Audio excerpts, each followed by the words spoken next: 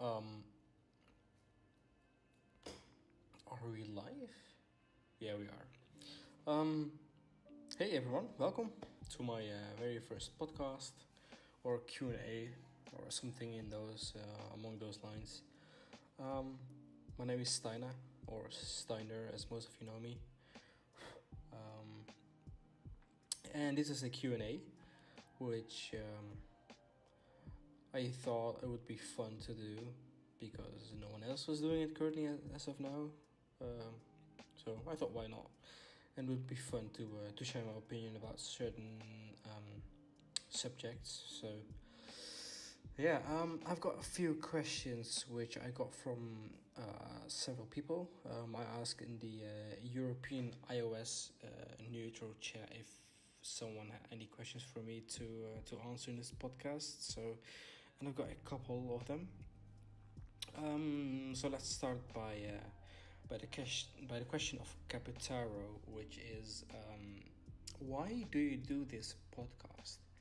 And so like I just mentioned, no one else is doing it before, and I'm a type of person who's listening to a lot of podcasts actually about technology or cars and everything. And one moment I thought, why would I not do it myself? About something I do or enjoy doing, which is playing Knights and Dragons. So there's your answer.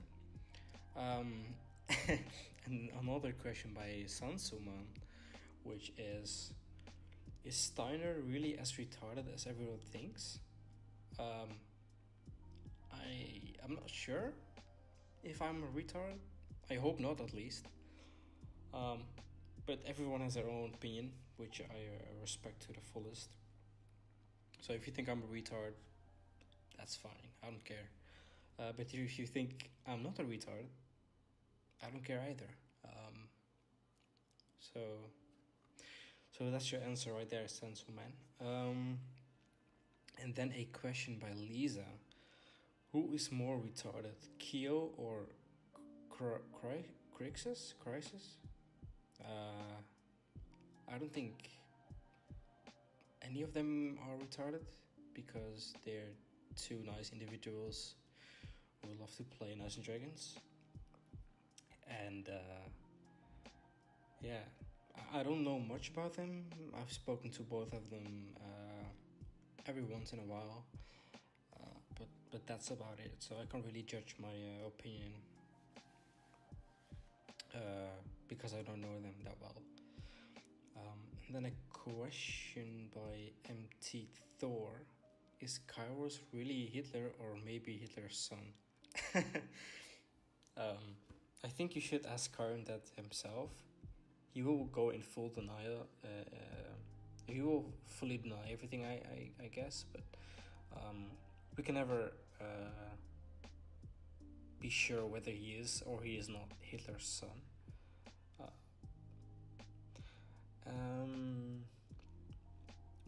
And by the way, these questions are just from which is something I just asked 10 minutes ago. So there are certain questions which are not really as serious as I hope they would be, but that's fine.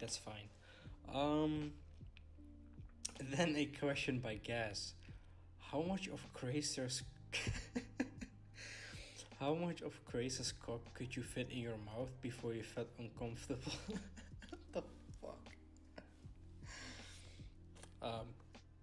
Probably.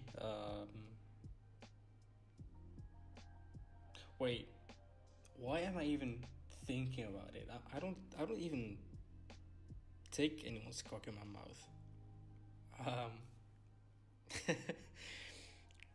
Very weird question there, guys. Maybe you should check yourself. Then a question by Exotic. By the way, Exotic has actually several questions which I've written down. So,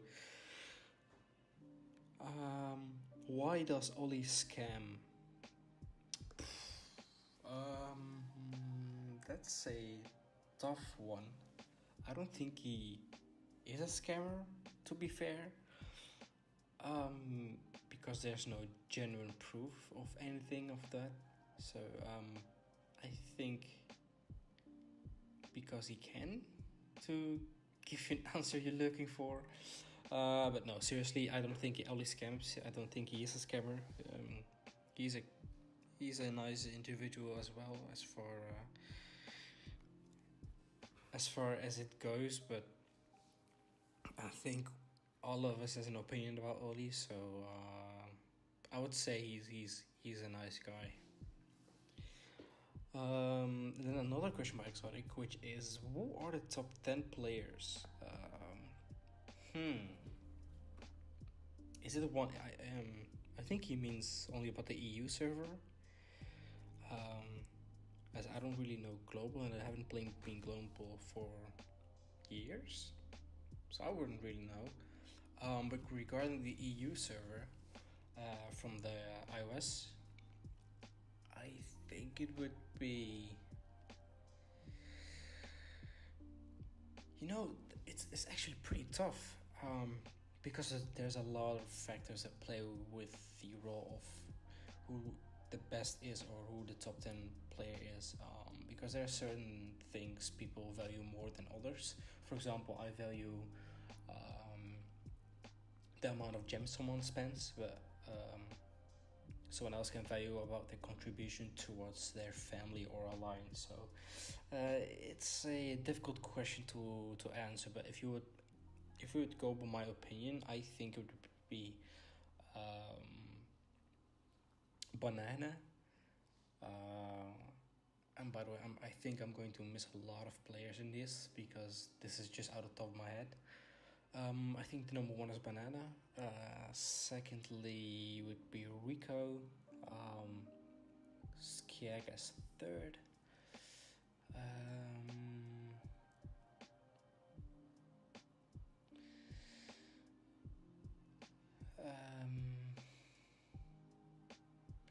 Yeah, it's difficult to answer. And I'm mentioning those 3 people mainly because of the reason that Banana is a very loyal player. He's also very friendly as well as he does everything that's needed, or at least necessary for his alliance or family. And he does that everything. He does it every time he has to, which is why I've listed him as top 1, and mainly because I'm knowing better than Skiag or Rico or any of those players. So that's my first, and Skiag and Rico. I think Skiag is a second because he is the most. He's been in the leadership position for the longest between Rico and Skiag. That as well, and Rico mainly because he spends quite some gems actually to either secure the win or to get whatever they've set as a goal to reach. So I'll just keep it to top 3 players because I think top 10 is a bit out of if you could go down to the 4th guy or the 5th or the 6th, 7th, 8th, 9th, 10th, I think from that moment on, from the 4th to 5th, it won't be anything that I think would fit my criteria of a player that belongs to the top 10. So that's kind of risky to judge who belongs where and why not and that kind of stuff. So I'll just keep it to top 3. And a question by Fjord, which is, what was the point of a BRF and Empire's split? I don't know. I think essentially the thing is that people look for other ways to play the game, and mainly that one of those ways is by going individual or independent, as people may call it. And maybe to seek some more adventure along the way. For example, if you've been alliance leader for a lot of years and you suddenly decide to spice things up and go fully independent with your guild, or look for a guild that's fully independent, I think that's a nice step to go through